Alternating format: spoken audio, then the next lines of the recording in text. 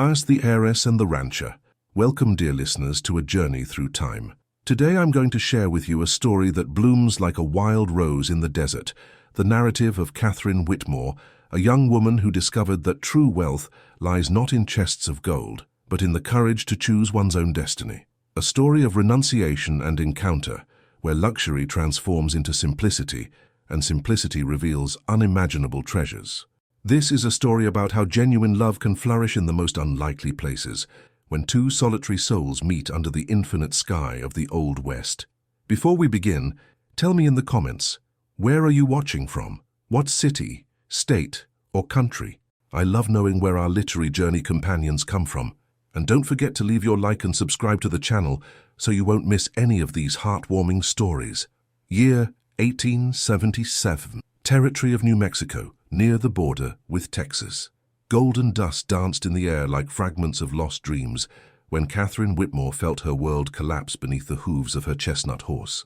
The animal stumbled over loose stones in a ravine, and she rolled down the arid slope, her navy blue riding dress tearing against the cactus thorns. The silence of the desert enveloped her like a heavy cloak. Only the wind whispered among the distant pines, carrying the aroma of sage and parched earth. Kate remained motionless for a few moments, tasting iron in her mouth and feeling the burn of scrapes on her delicate arms. She had fled. The memory of the ambush still pulsed in her temples like a war drum. The documents about railroad concessions she carried in her leather bag seemed to weigh more than gold itself. Masked men had surrounded the family caravan, and she had managed to escape only because she knew every trail of those lands since childhood. Now, under the harsh afternoon sun, Kate slowly rose, wiping the dirt from her face. Her chestnut hair, previously secured in an elegant chignon, fell in rebellious strands over her shoulders. The horse had disappeared, taking with it her only hope of returning to civilization.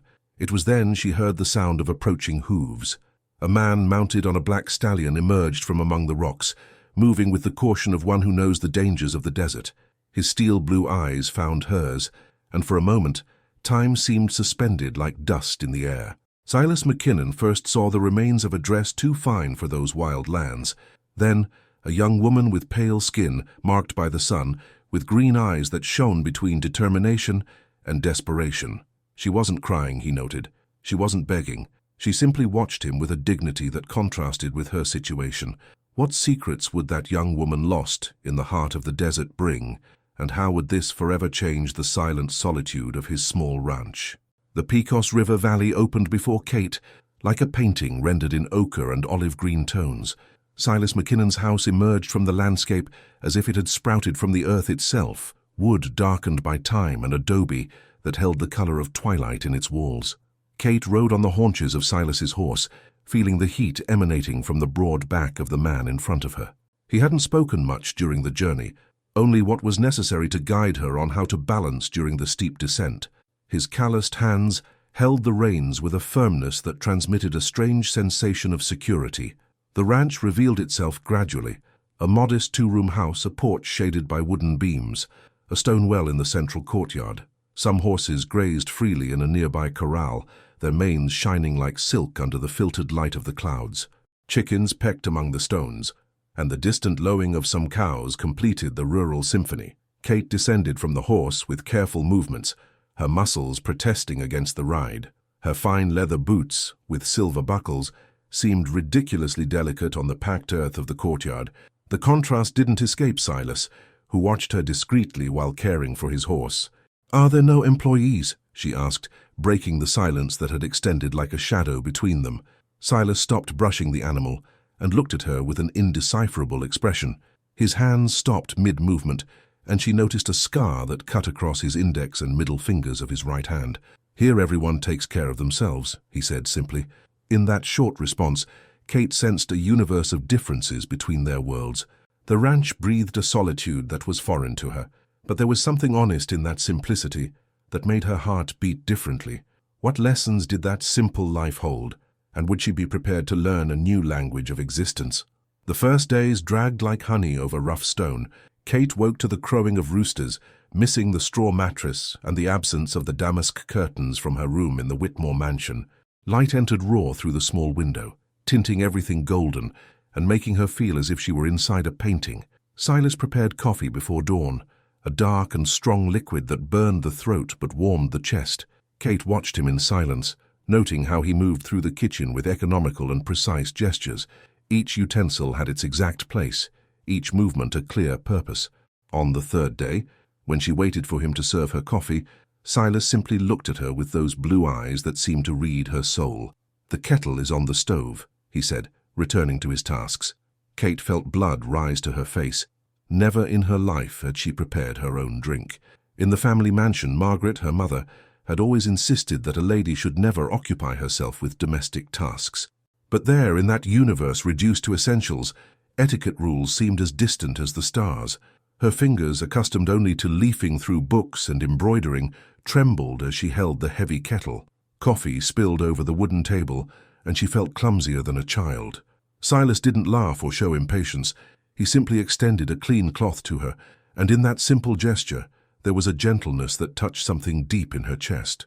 On the fifth day, she managed to prepare biscuits without burning them completely. Silas tasted one in silence, chewing thoughtfully, and then nodded. It was the first time she saw something resembling a smile touch the corners of his mouth. "Improving," he murmured, and those two words sounded like a symphony to Kate's ears. At night, when stars painted constellations over the valley, she finally told him who she was.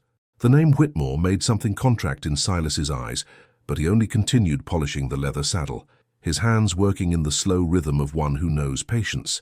What transformations still awaited that magnate's daughter, who was beginning to discover the hidden music in the work of her own hands?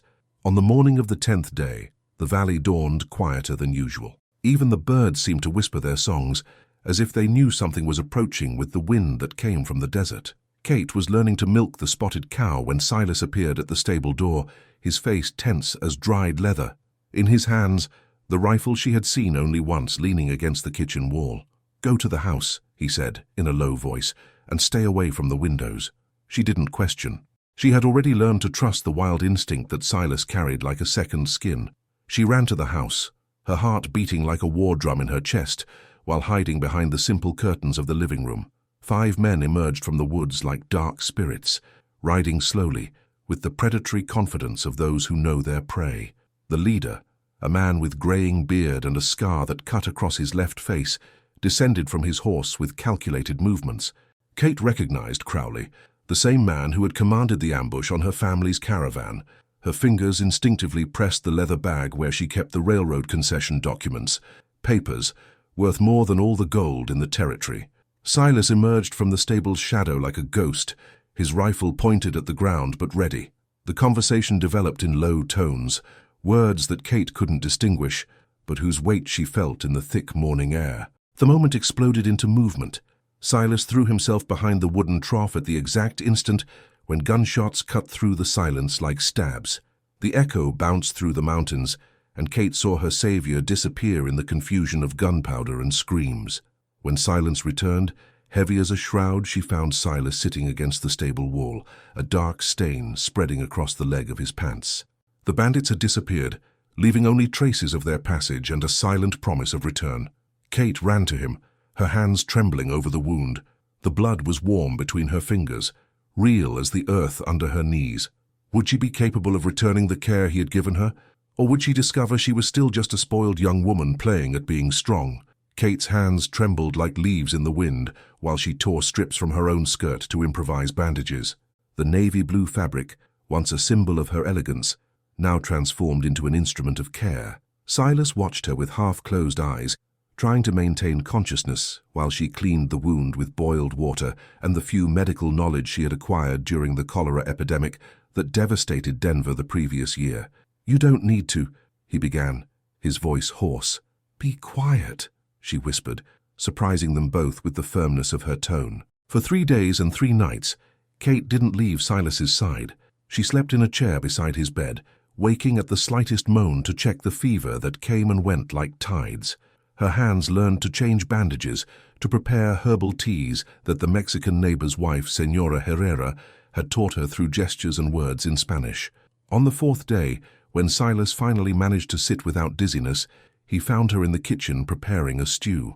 Her hair was tied with a piece of string, rebellious strands framing a face that fatigue had refined, but where a new determination shone. "Why did you stay?" he asked, his voice still weak. Kate stopped stirring the pot and looked at him. In those days, caring for him, something had transformed within her chest. The young woman who had arrived at the ranch seeking shelter had discovered she was, in reality, searching for a home. "Because I discovered I'm no longer the same person who arrived here," she said simply. In the days that followed, while Silas recovered, Kate completely took over the care of the ranch. Her hands, once soft as petals, developed calluses from working with horse reins. She learned to shoe, to separate cattle, to read weather signs in the clouds that formed over the mountains. At night, by lamplight, she taught Silas to read the words he knew, only by hearing. Her fingers followed the letters, while he repeated the sounds, and there was something deeply intimate in those silent lessons. Senora Herrera visited frequently, bringing tortillas still warm and conversing with Kate in a mixture of English and Spanish that enriched her days with laughter and stories of women who had found strength in simplicity. What new horizons would open when Silas could finally walk again, and life on the ranch returned to its natural rhythm? Autumn arrived, painting the aspen leaves in tones of gold and copper, and with it came the news Kate had both feared and expected. A group of riders from the Whitmore Cattle Company appeared on the horizon, their dark uniforms contrasting with the golden landscape of the valley. Kate was in the courtyard, hanging clothes on the line she had improvised between two trees, when she saw the dust approaching. Her hands stopped mid-movement, a shirt of Silas still damp in her hands. The simple cotton fabric had become as familiar as her own skin. Silas emerged from the house, leaning on a cane he had carved himself from oak wood. His leg still hurt, but the wound had healed clean, without infection, thanks to Kate's dedicated care. He positioned himself beside her, and for a moment they were just two silent figures watching the approach of a world she had chosen to leave behind. The group's leader was James Morton, her father's trusted foreman. His graying whiskers framed a face marked by genuine concern when he dismounted and removed his hat. "Miss Catherine," he said, his voice laden with relief, "your father is desperate. The entire region has been searched for weeks." Kate felt the weight of two worlds pulling her in opposite directions. The world of her origin, with its privileges and responsibilities, and this silent valley where she had discovered who she really was when stripped of all ornaments. "I'm well, James," she responded, noting how her own voice had changed. There was a new firmness there, forged in the calluses of her hands and in the knowledge that she could survive with only the essential. The journey back to the Whitmore mansion took 2 days. Kate rode beside Silas, who had insisted on accompanying her despite the protests of her father's men. During rest stops, she discreetly taught him how to behave before the opulence that awaited him, but she perceived in his eyes that he felt like a wolf being led to a ballroom. On the second night, camped under a starry sky that stretched infinite over their heads, Kate took Silas's calloused hand. "No matter what happens tomorrow," she whispered to him, "I'm no longer the same person they're expecting to find." How would her father receive the transformation of his only daughter, and what price would he be willing to pay to bring her back to the world she had learned to question? The Whitmore mansion rose against the evening sky like a monument to power and ambition. Its white marble columns reflected the last rays of sun, and the impeccably maintained gardens seemed like a parallel world compared to the wild beauty of the valley where Kate had spent the recent weeks. Edmund Whitmore was waiting on the main porch, his imposing figure molded by a dark wool suit that cost more than everything Silas owned. Beside him, Margaret Whitmore nervously adjusted the lace of her burgundy silk dress, her face pale with mixed worry and relief. Kate descended from her horse with movements that were no longer those of a society lady. Her boots stepped on the earth with firmness, and her eyes met her father's without the respectful submission of before. Silas remained mounted a few steps behind, conscious that he was entering a territory where he didn't belong. "Catherine," Edmund's voice cut through the silence like a sharp blade. Finally, there were no warm embraces or tears of joy. The Whitmore family had been molded in discipline and social contract, not in emotional effusions. Margaret took a few steps toward her daughter, stopping when she noticed the calloused hands and the golden tone the sun had painted on Kate's previously delicate skin. "My God, what have they done to you?" whispered the mother, more to herself than to anyone else. Edmund directed his penetrating gaze toward Silas, evaluating him as he would a horse he might consider buying. There was poorly disguised contempt in his eyes, but also a calculating curiosity about the man who had kept his daughter alive for weeks. "I suppose I should thank you for caring for my daughter," he said, taking a leather bag from his jacket's inner pocket. The sound of coins jingling broke the afternoon silence. "This should cover your expenses and compensate for the inconvenience." Kate saw the muscle in Silas's jaw contract, but he said nothing. He only looked at the offered bag as if it were a poisonous snake. "He doesn't want your money, father," said Kate, her voice cutting through the air like breaking crystal. Edmund raised his eyebrows, surprised by his daughter's tone. "Then what does he want? Every man has his price." It was then that Kate perceived the abyss that had opened between her and the world of her origin. Her parents saw Silas as a temporary employee, an inconvenience to be resolved with some coins. They couldn't see the man who had given her not only shelter, but a new understanding of herself. "He doesn't want anything, because he already gave me everything," she responded, her voice echoing across the porch like a bell. What even more shocking revelation was Kate about to make, and how would her parents react upon discovering that their only heiress had found something more valuable than all the Whitmore fortune? Dinner in the great dining room of the Whitmore mansion transpired in a silence heavy as molten lead. Kate observed the bohemian crystals, the polished silverware, the Chinese porcelain plates that decorated the table for 6 people, although there were only 4. Each object whispered stories of wealth and social position, but their voice now sounded strange to her, almost cold. Silas had been invited, or rather summoned, to dine with the family, a protocol courtesy that Edmund offered without enthusiasm. The rancher wore his only clean shirt and had tried to tame his dark hair with water, but still looked like a wolf in a tea salon.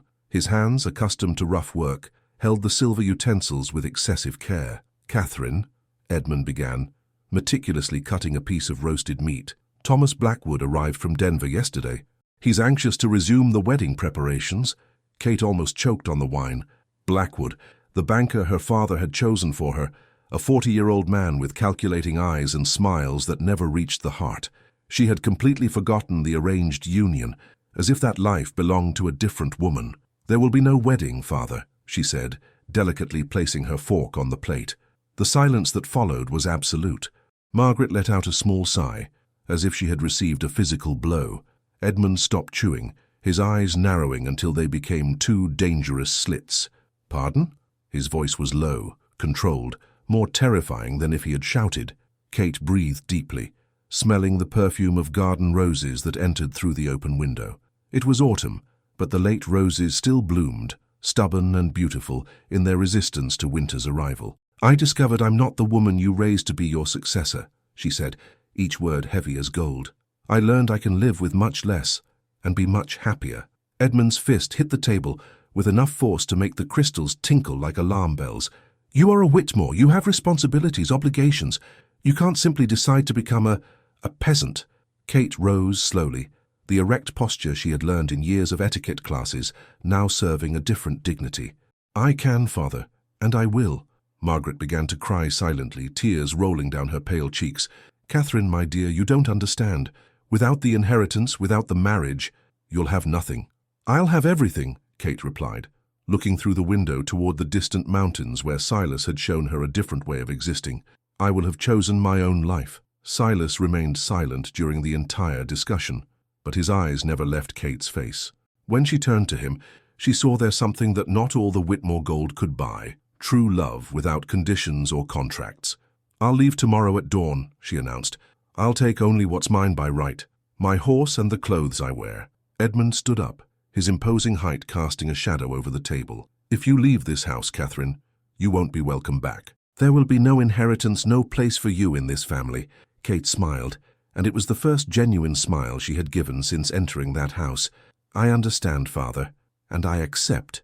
What awakening awaited Kate the following morning, when she would forever trade the golden cage for the freedom to fly. Dawn tinted the sky pink and gold when Kate silently descended the marble staircase of the Whitmore mansion.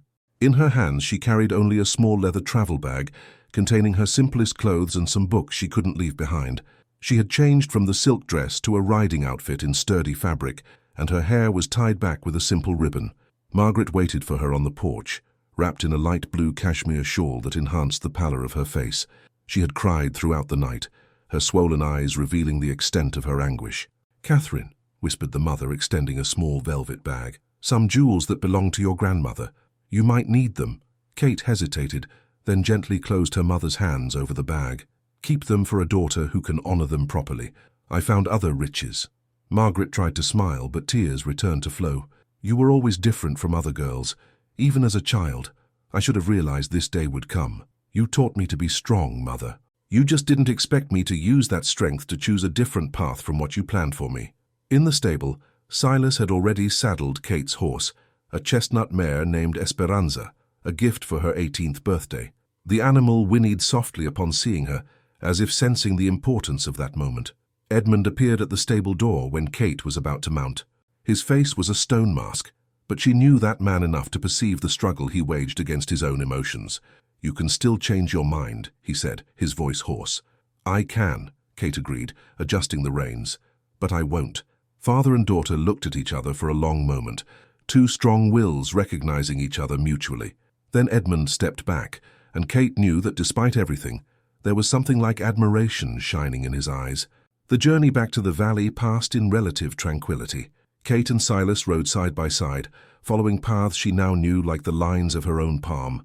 With each mile they moved away from the Whitmore mansion, Kate felt a weight being removed from her shoulders. "Are you sure?" asked Silas when they stopped to rest near a stream that cut through the prairie. Kate looked at her own hands, noting the calluses she had developed, the short and practical nails. They were hands that knew how to work, care, create. They were no longer the ornamental hands of a society lady. "I've never been so certain of anything in my life," she responded. What new life would flourish in that silent valley, where two solitary hearts had found in each other the completeness they sought without knowing? Winter came to the valley like a silver cloak, covering the distant mountains with snow that shone pink in the clear mornings. Kate woke before dawn, no longer out of social obligation, but because she had learned to love the sacred silence of the first hours of the day when the world still slept and she could hear her own heart. The house had been transformed under her touch. Simple blue cotton curtains replaced the bare windows, and vases with wildflowers decorated the kitchen table. It wasn't the artificial elegance of the Whitmore mansion, but an honest beauty that grew from the harmony between function and affection. Silas watched her while she prepared the morning coffee, still marveled by the transformation he had witnessed. The spoiled young woman who had arrived at his ranch had metamorphosed into a woman with capable hands and serene gaze. Her laughter filled the house with a music he didn't know he missed until he heard it every day. "Do you miss it?" he asked one morning, while she sewed a patch on his work shirt. Kate raised her eyes from the sewing, immediately understanding what he questioned. "I miss my mother," she responded honestly, "but I don't miss the life I led. It was like wearing a beautiful dress but the wrong size, always tight in the places where I needed to breathe." The weeks followed in a rhythm that was itself a form of poetry. Kate learned to make soap with ashes and animal fat, following the patient instructions of Senora Herrera. Her hands, previously accustomed only to leafing through pages and touching piano keys, discovered the deep satisfaction of creating useful and necessary things. At night, by lamplight, she taught Silas to write the letters he already knew how to pronounce. There was something intensely intimate in those lessons, her fingers guiding his over the paper, their heads bent over the pages like conspirators sharing secrets. "Why did you never marry?" she asked one night, when snow began to fall outside, creating a silent and white world. Silas stopped writing, his pen suspended over the inkwell. "War changes a man. When I returned, I couldn't imagine bringing a family into a world I had seen be so cruel." Kate placed her hand over his, feeling the scars that marked his fingers. And now he looked at her, and in those blue eyes she saw an answer that needed no words. In the first heavy snowfall of December, when the valley transformed into a crystal kingdom, Silas asked if she would like to marry in the small church of the Mexican community. There was no kneeling or grandiose speeches, just a simple question asked while they watched the flakes dancing like fragments of white dreams. "Yes," she responded, and the word echoed in the frozen air like a promise. What simple and true celebration awaited the couple, and how would it forever seal the union of two souls who had found love in the renunciation of everything they thought necessary? Spring returned to the valley laden with green promises and the sweet perfume of wild apple blossoms. Kate had planted a small garden behind the house, where herbs and vegetables grew that she had learned to cultivate with the patience of one who discovered the magic of seeing seeds transform into food. The small adobe church, where they would marry, was an hour's ride away, nestled among golden hills where Mexican shepherds led their flocks. Father Miguel, an elderly man with white whiskers and gentle eyes, had known Silas since he arrived in the valley and received the marriage news with genuine joy. Kate chose a simple white cotton dress, which she had sewn herself during the long winter afternoons. There were no laces imported from France or pearls from the Orient, just an honest fabric that fell in soft lines over her body, enhancing a beauty that came from within. On the wedding morning, Margaret Whitmore appeared unexpectedly on the path leading to the ranch. Kate saw her from afar, mounted on a bay mare, wearing a travel dress in celestial blue tone that contrasted with the landscape's simplicity. Kate's heart accelerated between joy and apprehension. "I came to give you this," said Margaret, dismounting with the grace that never abandoned her. In her hands, she carried a small, dark blue velvet box. Inside was her own grandmother's engagement ring, a simple aquamarine stone set in yellow gold. "It belonged to Elizabeth Whitmore, my mother-in-law. She also chose love against the family's will 60 years ago." Kate slipped the ring onto her ring finger, feeling the weight of history and maternal blessing. "Thank you for coming, Mother. I couldn't let my only daughter marry without being present," said Margaret, her eyes shining with contained tears. "Even though I don't completely understand your choice, I respect your courage." The ceremony was small but luminous. Silas wore his best suit, the same one he had kept since before the war, and Kate noticed his hands trembled slightly when they heard the vows in Spanish and English. The Herrera family was present, along with some neighbors who had become true friends during the months in the valley. When Father Miguel declared them husband and wife, Silas kissed Kate under the filtered light of the colored stained glass windows, and she knew she had found her true home, not in a place, but in the soul of another human being. The celebration took place in the ranch courtyard, with guitar music and food prepared by the community women. Margaret remained until the end of the afternoon, conversing in her hesitant Spanish with Señora Herrera and observing how her daughter laughed and danced barefoot on the packed earth. Before leaving, she embraced Kate for the first time in years, whispering in her ear, "Be happy, my dear, it's all a mother can desire." What new chapters would be written in the young couple's life, united now not only by love, but by the conscious choice to build something beautiful from simplicity. 2 years passed like pages from a book written in golden ink. The McKinnon Ranch had transformed into something neither Kate nor Silas had dared imagine when they united in marriage. What began as a small horse-breeding operation had grown into a respected business throughout the region. Kate had discovered she possessed a natural talent for business, perhaps inherited from Edmund Whitmore, but tempered by a sensitivity her father had never demonstrated. She kept meticulous records of the ranch's business, but also knew each animal by name, and could tell when a mare was about to give birth just by looking. The McKinnon horse's reputation had spread to distant military forts. The animals Silas bred and trained were known for their resistance and gentle temperament, qualities Kate helped develop with her patient presence in the stables. During afternoons, Kate taught the Mexican children of the region to read and write, transforming the house porch into an improvised school. Her former skills as an educated daughter of a wealthy family found new purpose in sowing knowledge among the little ones who ran barefoot through the fields. Silas had also transformed. The silent man haunted by war ghosts had learned to laugh again. Kate sometimes found him humming softly while working, a habit he had developed without noticing. The scars on his soul hadn't disappeared, but had been covered by layers of daily happiness. A letter arrived one autumn day, brought by a messenger from town. It was from Margaret, written in her elegant calligraphy, informing that Edmund had died peacefully in his sleep. The funeral would be private, only for immediate family. At the end of the letter, a line that made Kate smile through tears.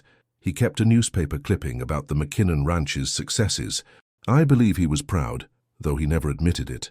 Kate rode to the town cemetery to visit her father's grave. She left a handful of wildflowers from the valley on the headstone.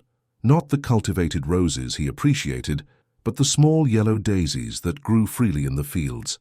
It was her way of saying she still loved him, but in her own way. On the return trip, she stopped at the hill from where the entire valley could be seen. The ranch stretched below like a painting in tones of green and gold. Smoke rose lazily from the house chimney, where Silas probably prepared dinner. The horses grazed freely, and she could see the neighborhood children playing near the stream. It was a vision of true prosperity, not measured in coins or properties, but in the serene happiness that emanated from every corner of that small world they had built together. What final test awaited Kate and Silas? And how would they discover that true love is capable of flourishing even in the face of the greatest adversities? The summer of 1879 brought a drought that tested the resistance of all ranchers in the region. Wells became shallow, pastures yellowed, and neighbors' cattle began to weaken. Kate watched the cloudless sky every morning, praying for rain that was slow to come. It was during this difficult time that Margaret Whitmore appeared again in the valley, this time not alone. A man in a dark suit accompanied her, the family lawyer, carrying documents that would make Kate's destiny take a complete turn. "Catherine," said Margaret, descending from the carriage with her usual elegance, although Kate noticed mourning had made her hair grayer. "I need to speak with you about your father's inheritance." Seated on the house porch, while Silas offered fresh water to the visitors, Margaret revealed something that would change everything. Edmund Whitmore had secretly altered his will 6 months before dying. Kate would inherit half his fortune, under the condition that she remain married to Silas and keep the ranch running. "He said he wanted to be sure you had made the right choice," Margaret explained, with a sad smile. "If you remained happy for 2 complete years, you would prove your love was true, not whim." Kate remained silent, processing the information. The inheritance would mean the end of financial problems, the possibility of expanding the ranch, helping neighbors during the drought. But it also meant her father had tested her love as if it were a business. "And if I refuse the inheritance?" she asked. The lawyer consulted his papers. "Then it will be donated entirely to charity, as specified in the will." Silas remained quiet during the entire conversation, but Kate saw a silent storm in his eyes. That night, after the visitors departed to stay in town, they walked to the stream that cut through their property. "Do you think he was right?" asked Kate, sitting on a smooth stone. "Do you think our love needed to be tested?" Silas joined her, his feet in the cold water. "I think your father did what he could within the limits of the man he was. He loved you, but only knew how to express that through contracts and conditions. What will we do?" "That's a decision only you can make," said Silas. "The ranch is our home, with or without the inheritance. You're my wife because you chose to be, not because your father approved." Kate looked at the stars reflected in the flowing water. Her life had become a tapestry woven with threads of difficult choices, and now she faced perhaps the most important of all. The following morning, she would give her final answer, a decision that would define not only her future, but also how she wanted to be remembered, as the obedient daughter who followed her father's last wishes, or as the woman who remained faithful to her own principles until the end. The morning dawned clear and golden, with the first sign of weather change that promised the end of the drought. Kate woke before Silas and went out to the porch, where she found some dewdrops shining on the wood like small diamonds. The valley awakened slowly, wrapped in a soft mist that transformed the landscape into watercolor. When Margaret and the lawyer arrived to receive the answer, Kate received them dressed in her simple blue cotton dress, her hair tied with a ribbon she had sewn herself. Her hands, marked by the calluses of honest work, held a steaming cup of coffee. "I accept the inheritance," she said, surprising everyone with the simplicity of the declaration, "but under my own conditions." The lawyer adjusted his glasses, nervously consulting the documents. "Miss Catherine, the will doesn't provide for additional conditions." "I accept the money," Kate continued, ignoring the interruption, "but it will be used to create a fund that will help rural worker families during times of difficulty. The administrative headquarters will be here at the ranch, and I will personally supervise its application." Margaret smiled, recognizing in her daughter the same stubborn determination that had characterized Edmund Whitmore. "Is your decision made?" "It is," Kate confirmed. "Father tested me to see if I had found true love. Now I test the inheritance itself to see if it can generate true love for others." In the months that followed, the Whitmore-McKinnon Assistance Fund became a source of hope for dozens of families in the region.